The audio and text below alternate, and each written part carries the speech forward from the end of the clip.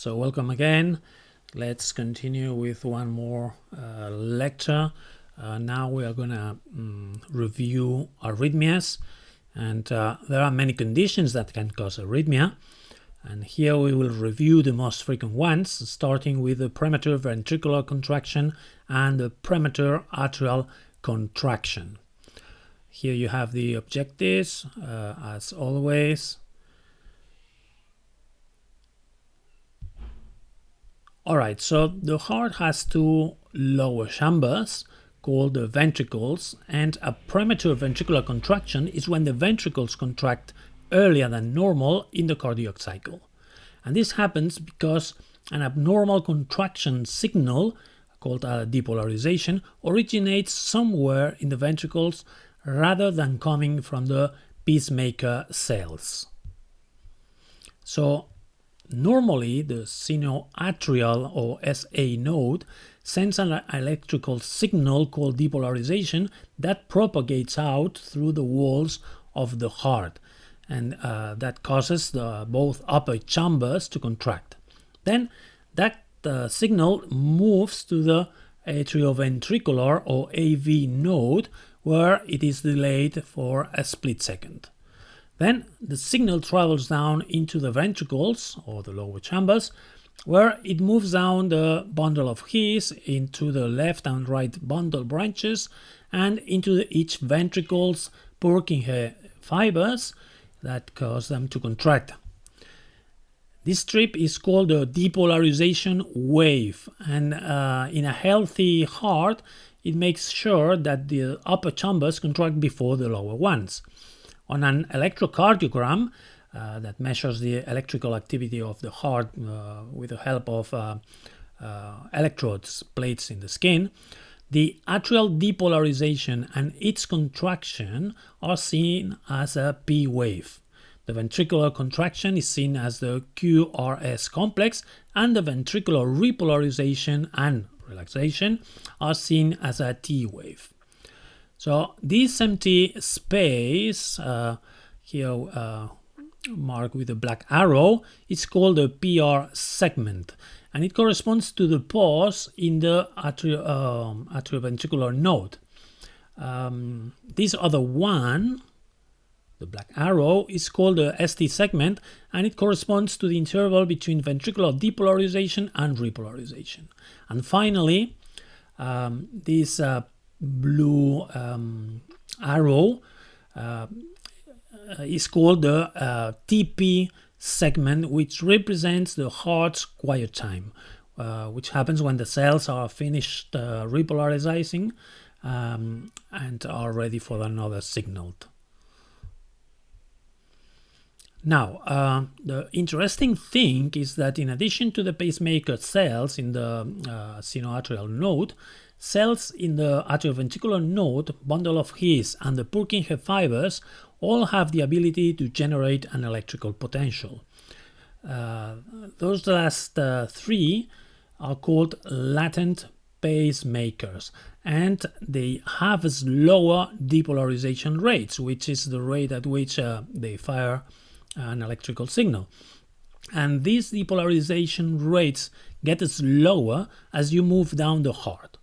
So notice that each time the SA node fires, it resets all the slower ones. If, for example, the SA node stopped firing, those are action potentials, which are the normal ones, then the atrioventricular node would take over, but at a slightly slower pace. Now, let's say you have an ectopic focus somewhere in the ventricle, which is a cell that sends an early depolarization wave before the SA node gets fired. This is what leads to a premature ventricular contraction, or PVC. Okay, so a latent pacemaker or a cardiac muscle cell could depolarize early if it experiences an enhanced automaticity. And this may happen due to the different irritating stressors like electrolyte imbalance, drugs like cocaine or methamphetamines, or an ischemic damage like in a heart attack, or anything that increases sympathetic activity, like for instance would be anxiety. Now, most people with premature ventricular contractions don't notice them, but if these keep occurring, or they can cause, they are causing light-headedness because there is less blood delivered to the brain. So, in rare situations, an ectopic focus can trigger ventricular tachycardia or even ventricular fibrillation, which are more serious arrhythmias, where the ventricles beat too quickly to fill up with adequate amount of blood. So the diagnosis of the premature ventricular contraction is based in the electrocardiogram, but sometimes you need to provide a Holter monitor, which is is a device that takes continuous electrocardiograms over a few days, so you can capture the event. Typically, premature ventricular contractions don't need treatment, and if there is an obvious cause, like a particular medication or the use of a substance, then stopping that typically resolves the issue. But if premature ventricular contractions keep happening or cause palpitations, they can be treated with beta blockers or calcium channel blockers, both of which prevent heart from beating too strongly.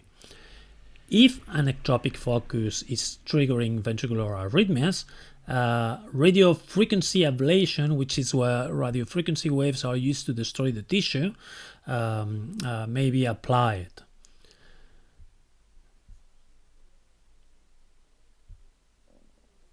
Okay, and now let's go with the premature atrial contraction. You know that the heart has two upper chambers, which are called atria, and a premature atrial contraction, or PAC, is when the atria contract earlier than normal in the cardiac cycle.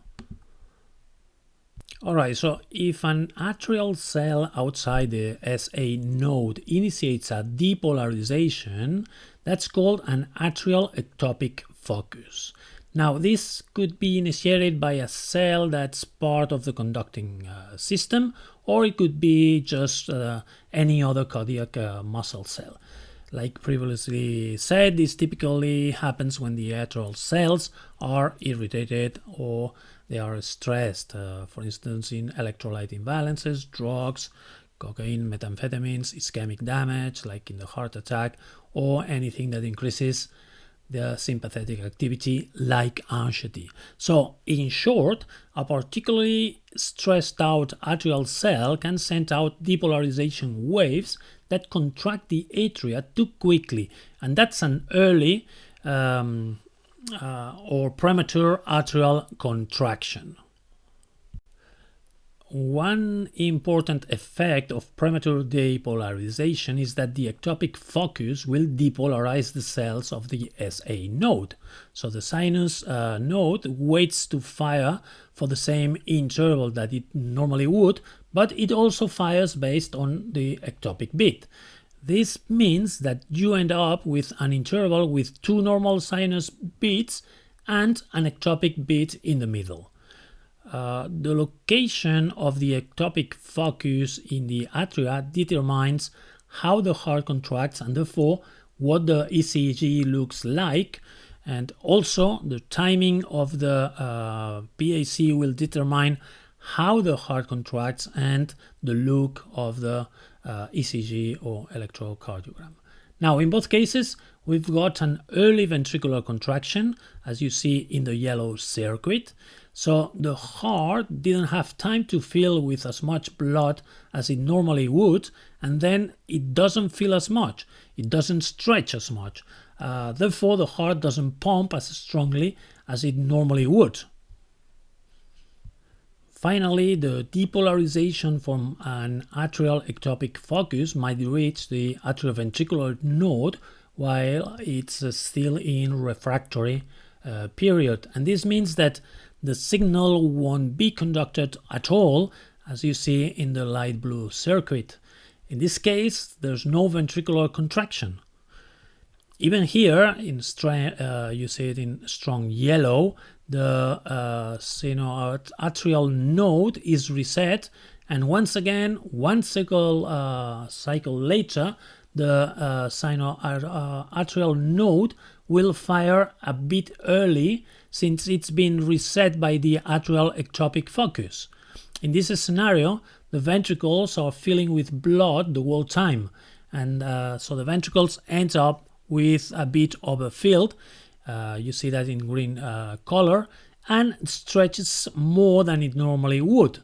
This results in a really strong contraction, often called a palpitation, that people can't easily feel. Alright, so most people with premature atrial contractions don't actually notice any symptoms. If premature atrial contractions keep occurring, they can cause lightheadedness because less blood is being delivered to the brain. People may also feel palpitations. In rare situations, an ectopic focus can trigger atrial fibrillation, which is more serious arrhythmia, where the atria essentially just quiver instead of pumping, so no blood is pumped into the ventricles. Premature atrial contractions are diagnosed with an electrocardiogram, of course, which will show an early and abnormal looking P wave and potentially an early QRS as well. Sometimes, as it was mentioned, a Holter monitor is needed to see this event because you don't suffer it when you are in front of the doctor.